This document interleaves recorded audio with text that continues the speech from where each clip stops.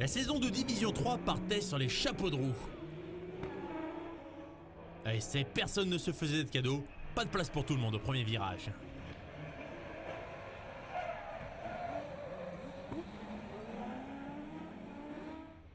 Florent Béduno prenait le leadership de la meute, une manche gagnée, une pole, une belle régularité et surtout la première place de la finale, acquise de bout en bout.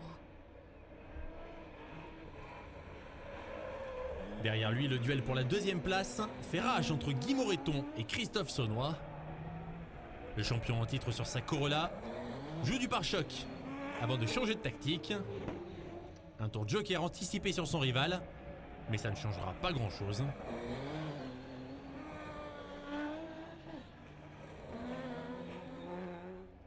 Florent Béduno gire tranquillement en tête.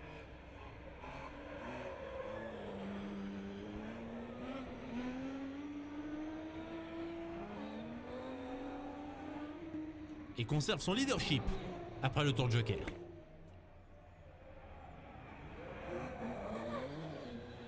La bagarre est toujours derrière entre Guy Moreton et Christophe Saunois, mais le premier cité gardera sa deuxième place jusqu'au bout.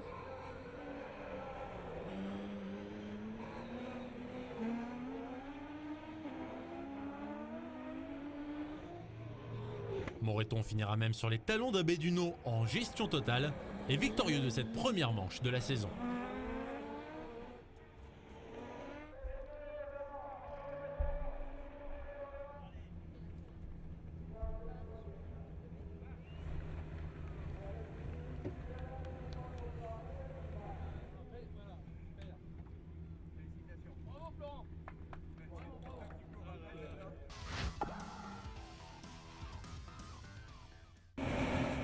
Béduno, Moreton, mais pas de Christophe Saunois pour la finale à l'essai.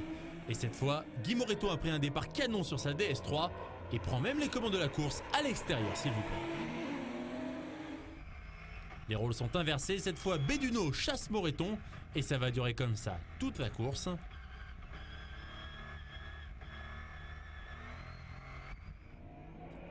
Mais à aucun moment, Florent Béduno ne sera en mesure de déposséder Guy Moreton de sa première victoire en 2014.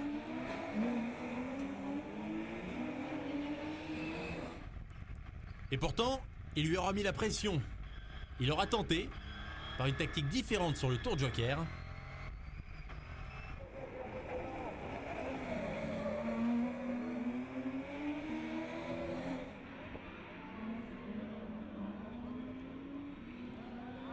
Mais vous allez le voir à la sortie, Marc Maurice va contrarier ses plans.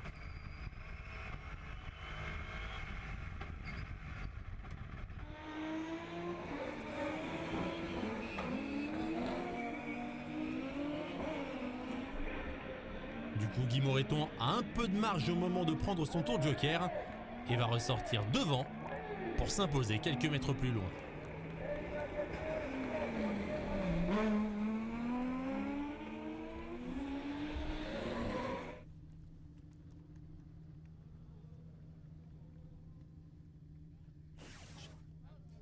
J'ai trop crié dans la voiture, je peux plus parler.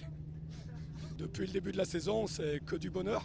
On a progressé, on progresse depuis le début de la saison. Je ne m'attendais pas quand même à être à ce niveau-là. Et je confirme mon bon résultat de l'essai avec une victoire. Donc il va falloir compter sur moi toute la saison. Bravo. Ah tu vois mon ouais, non mais ça a été. Mais à Châteauroux, tout va changer, car le show Christophe Saunois va débuter.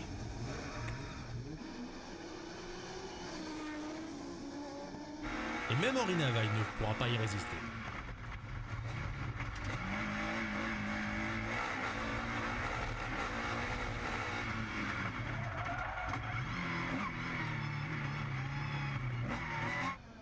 Après des soucis mécaniques sur les deux premiers meetings, Saunois retrouve le plein potentiel de sa Toyota Corolla.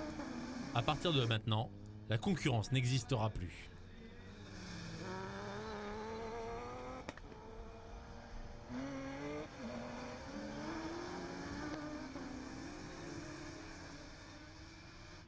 Dans l'Indre, ses rivaux seront même aux abonnés absents. Ni Maurice, ni Béduno, ni Moreton, ni Zavatin ne disputera la finale. Du coup, comme Saunois est seul devant, c'est derrière qu'il faut chercher un peu de spectacle, notamment avec Henri Navaille.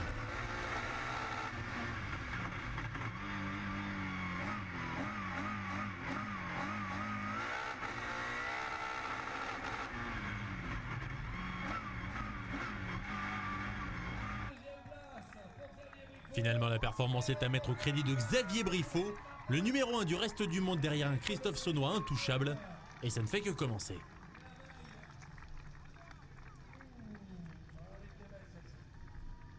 Elle était vraiment belle et tout le team Martens peut être heureux.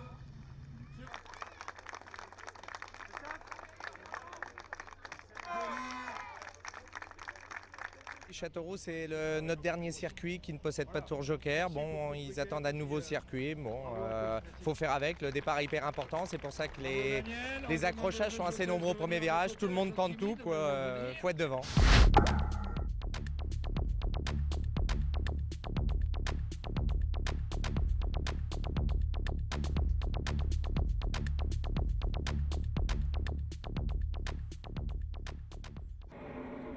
À tous ceux qui auraient eu l'idée de contrarier ses plans, Christophe Saunois réplique avec fermeté. À Faleras, François Duval s'incline au premier virage, pendant que derrière lui, Xavier Briffaut s'incline tout court.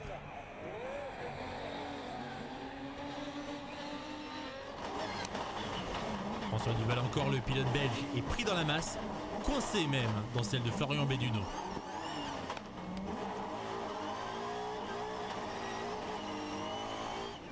Les deux hommes vont perdre un temps précieux, fatal même face à un Christophe Saunois seul devant. Là encore, personne ne pourra contester sa suprématie sur la piste girondine.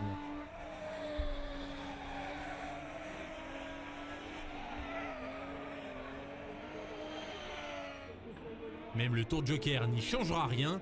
Saunois file vers un deuxième succès consécutif.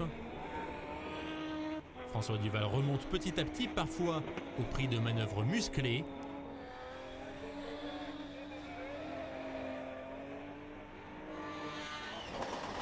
Comme ici, face à Henri Navaille.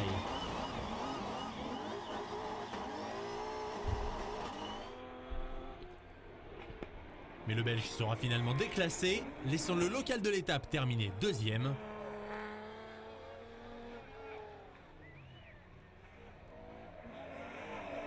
Loin, bien loin cependant, d'un Christophe Saunois intouchable.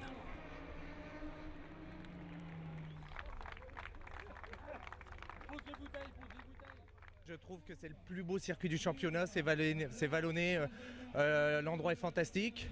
Les organisateurs, toujours vraiment très sympa. Je n'avais jamais gagné ici, des fois tombé deuxième, mais jamais gagné.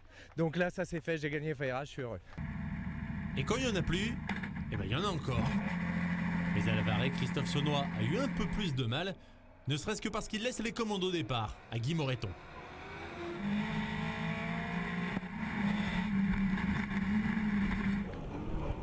Mais sa position est toujours plus enviable que celle de Mathieu Trévian, embourbé dès le premier virage.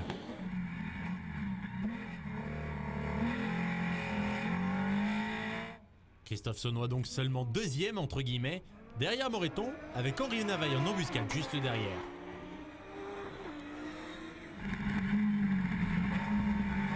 Alors, comme il ne domine pas facilement, Saunois tente une autre tactique. Il prend son tour joker vite, en premier parmi les hommes de tête.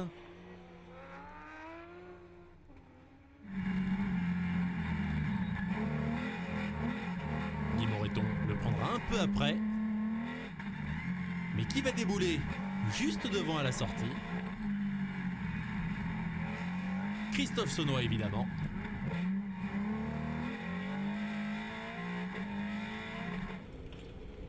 Moreton et Navaille feront tout pour le faire craquer, mais Saunois ne craquera pas et signe un troisième succès arraché de haute lutte. Je gagne ma demi-finale et puis bon, je me loupe un petit peu en départ en finale, mais le suite ça se fait bien, une belle bagarre. Guy était très rapide, je me sentais un petit peu plus rapide sur deux secteurs et puis je me suis dit il faut que je tente mon tour joker. J'ai tout donné dans le tour de rattrapage et puis Guy se loupe un petit peu aussi dans son tour joker, donc ça fait que je ressors en tête, donc que du bonheur. Quelques petits tours pas loin de Tours plus tard, et Christophe Saunois reprend la pole pour tenter la passe de 4. Ses compères de la première ligne, Xavier Briffaut et Thomas Lefrançois, vont tenter de lui barrer la route. Enfin, pas longtemps pour Briffaut, la faute à ce départ un peu raté. Henri Navaille tente lui l'extérieur, mais ça passe pas vraiment. Sur la piste boueuse très grasse de Pont-de-Ruan, Saunois préfère prendre la poudre d'escampette. Et franchement, vu ce que Florent Béduno voit derrière lui, c'est pas une mauvaise idée.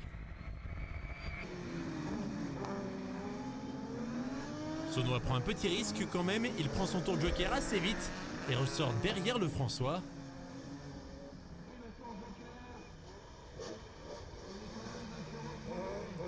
Mais il reprendra la tête très vite. Quoique Florent Béduno se montre dans les rétros et aussi dans son angle mort. Et là, on évite de peu la catastrophe. L'arroseur est finalement arrosé car Saunois arrive à repartir quand Béduno a du mal à récupérer sa trajectoire. Une énorme frayeur, mais au bout de la course, une 4e victoire de rang pour Christophe Saunois, devant un Xavier Briffaut revenu en 2e position malgré son départ manqué.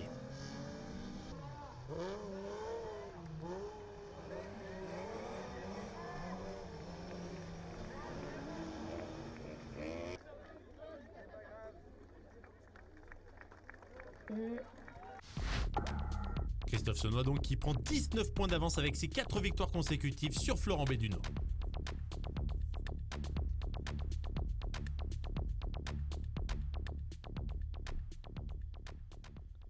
Victoire vraiment très compliquée. J'y croyais pas trop, j'étais pas vraiment à l'aise sur le circuit. Et puis ça l'a fait, mais course vraiment très dure. Très dure. Face à une telle domination, François Duval était de retour du côté de Carlabo pour essayer de jouer un mauvais tour à Christophe Saunois. Mais au départ, le leader du championnat ne se laissait pas impressionner par le Belge, ni par Henri Navaille d'ailleurs. Pendant que les outsiders Béduno ou Maurice prenaient leur tour de joker d'entrée, Christophe Saunois fonçait tout droit devant.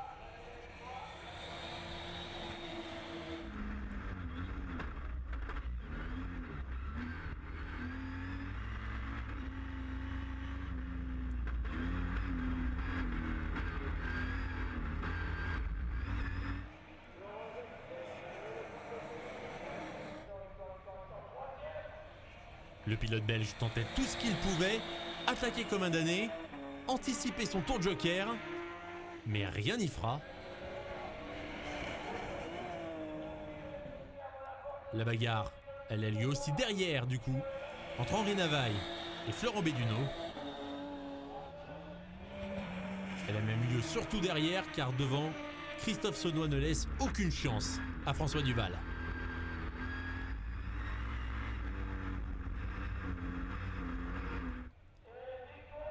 En terre bretonne, Christophe Saunois a donc cueilli sa quinte flush de victoire.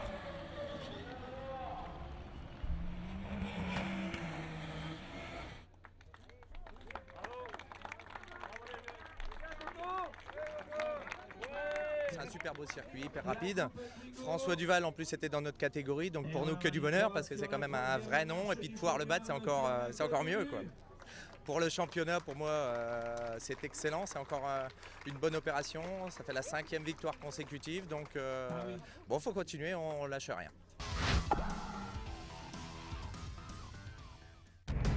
Une telle domination, ça commence à devenir désespérant pour la concurrence. Certes, le titre en Détroit n'est pas encore joué, mais arrivé en moyenne, on se demande bien qui pourra arrêter ce Christophe Saunois-là. Mais au premier virage, la réponse est évidente, personne ne peut lutter. La bataille a lieu derrière, avec 3 fous furieux, Béduno, Navaille et Maurice, revendiquant chacun la place de numéro 1, derrière le maître de la discipline, de toute façon hors catégorie.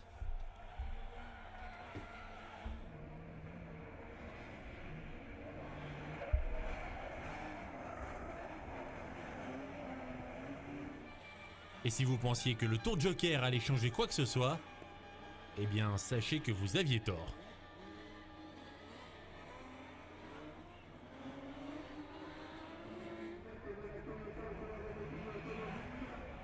Florent Béduno restera dans les rétros d'un Christophe Saunois victorieux pour la 6e fois, toute consécutive, et désormais quasi assuré d'un titre de champion plus que mérité.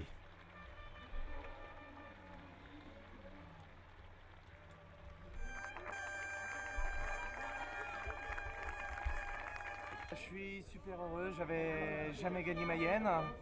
Chaque fois deuxième, troisième derrière Marc parce qu'il était très dur à vaincre ici. Là je l'ai fait et je suis vraiment très heureux. Pour le championnat, ça continue, c'est très bon. Le titre va se jouer à Dreux quand même jusqu'au bout, il ne faut rien lâcher à Dreux. Mais à peine arrivé dans l'ouest parisien, les manches qualificatives sacrent définitivement le pilote de la Corolla. Heureusement pour lui car la pluie battante va interrompre sa belle série.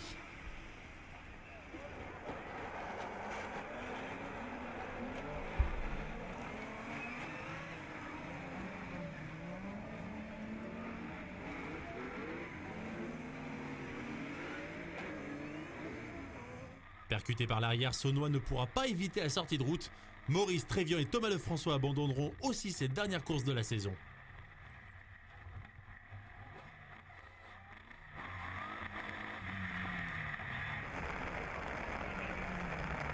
Drapeau rouge pendant que l'on constate des dégâts. Ils ne seront plus que 4 pour se battre pour cette dernière course de la saison, pendant que Christophe Saunois est sacré champion avec une 5e place. 4 voitures donc au départ, dont 3 Citroën DS3, dont un qui prend les commandes, en l'occurrence Guy Moreton.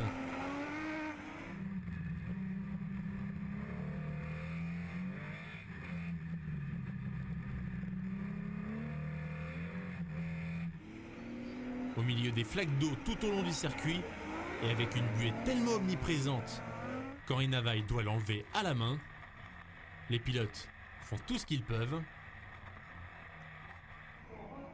Et à ce petit jeu, Yannick Couillet est tout proche de créer la sensation en gagnant cette dernière épreuve de la saison.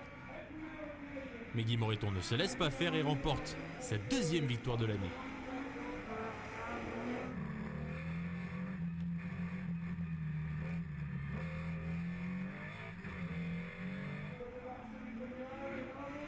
Moreton qui est celui qui a gagné le plus de courses derrière l'intouchable Christophe Saunois, désormais double champion de la Division 3.